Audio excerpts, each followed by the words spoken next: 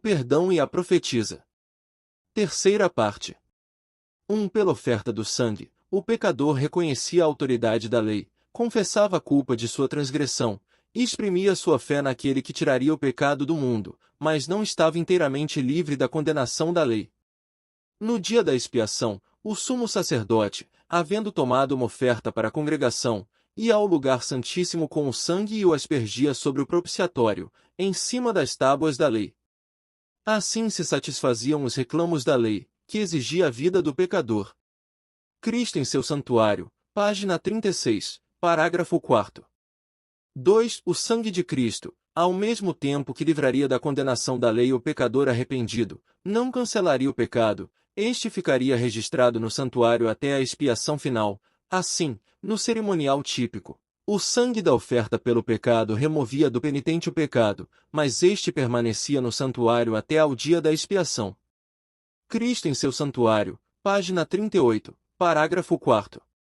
3. Pelo oferecimento do sangue, o pecador reconhecia a autoridade da lei, confessava sua culpa na transgressão e exprimia o desejo de perdão pela fé num Redentor vindouro, mas não ficava ainda inteiramente livre da condenação da lei. No dia da expiação o sumo sacerdote, havendo tomado uma oferta da congregação, entrava no lugar santíssimo com o sangue desta oferta, e o aspergia sobre o propiciatório, diretamente sobre a lei, para satisfazer as suas reivindicações. Cristo em seu santuário, página 94, parágrafo 1º. Análise concisa sobre os textos da profetisa. O que vamos levar em consideração é impossível você provar o contrário, mas meios obscuros você poderá e usará apenas para não aceitar a verdade, para cumprir o que Deus disse, enviarei a operação do erro por não darem crédito à verdade. Palavras de Ellen White. O sangue de Cristo, ao mesmo tempo que livraria da condenação da lei o pecador arrependido, não cancelaria o pecado. Analisando.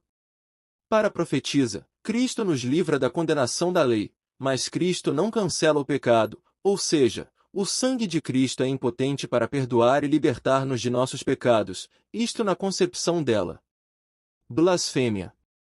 Palavras de Ellen White. Este ficaria registrado no santuário até a expiação final. Assim, no cerimonial típico, o sangue da oferta pelo pecado removia do penitente o pecado, mas este permanecia no santuário até ao dia da expiação. Analisando. Tanto no santuário terrestre bem como no celestial, para Nossa Senhora, o perdão de Deus é ineficaz. Para ela Deus mentiu quando afirmou que o passado da pessoa não mais existe após o perdão, se o pecado permanece registrado no céu após o perdão. Neste caso o passado da pessoa continua patente na face de Deus. Para minha pessoa Deus é verdadeiro e se alguém está mentindo é Nossa Senhora White. Os ímpios serão julgados pelo que está escrito nos registros celestiais por não terem sido perdoados, os salvos foram perdoados e não há registros nos céus de seus pecados conforme já lidos nas Sagradas Escrituras. Existe apenas o nome dos perdoados no livro da vida do Cordeiro e os atos registrados ao lado do nome do perdoado são os atos de Cristo, ou seja, a justiça de Cristo. O julgamento descrito neste texto de Apocalipse é somente dos ímpios, os salvos estão totalmente limpos de seus pecados e o passado já não existe, portanto não estão registrados nos céus, está sim, registrado nos céus apenas o nome do salvo no livro da vida do eterno Cordeiro de Deus, cujos nomes estão escritos no livro da vida. Filipenses 4, versículo 3. O vencedor será assim revestido de vestes brancas. Jamais apagarei o seu nome do livro da vida, e o proclamarei diante do meu Pai e dos seus anjos. Apocalipse 3, versículo 5. Cujos nomes não estão escritos desde a origem do mundo no livro da vida do Cordeiro imolado. Apocalipse 13, versículo 8. Unicamente aqueles cujos nomes estão escritos no livro da vida do Cordeiro. Apocalipse 21, versículo 27. Os únicos que têm seus pecados registrados no céu são as pessoas que não têm seus nomes escritos no livro da vida e que jamais alcançaram o perdão, pois não o buscaram. E hão de adorá-la todos os habitantes da terra, cujos nomes não estão escritos desde a origem do mundo no livro da vida do Cordeiro imolado. Apocalipse 13, versículo 8. Admirar-se-ão os habitantes da terra, cujos nomes não estão escritos no livro da vida. Apocalipse 17, versículo 8. Estes mortos já estão ressuscitados, ou seja, será após o milênio e são apenas os perdidos. Vi os mortos, grandes e pequenos, de pé, diante do trono. Abriram-se livros, e ainda outro livro, que é o livro da vida. E os mortos foram julgados conforme o que estava escrito nesse livro, segundo as suas obras. Apocalipse 20, versículo 12. As pessoas que não foi encontrado inscrito no livro da vida foram lançadas ao fogo. Apocalipse 20, 15. O plano de salvação foi feito antes ou depois da queda de Adão.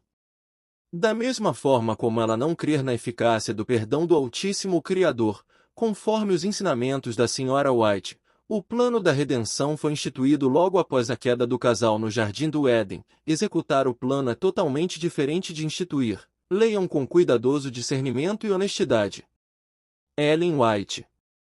A monarquia da graça foi instituída imediatamente depois da queda do homem, quando um plano foi inventado para a redenção da corrida culpada. Grande controvérsia, página 347. A palavra do verdadeiro espírito de profecia mostra o contrário. Se há contrariedade, um dos dois estão mentindo. Eu creio plenamente que a palavra de Deus jamais conterá uma parcela de mentira, os livros dela sim.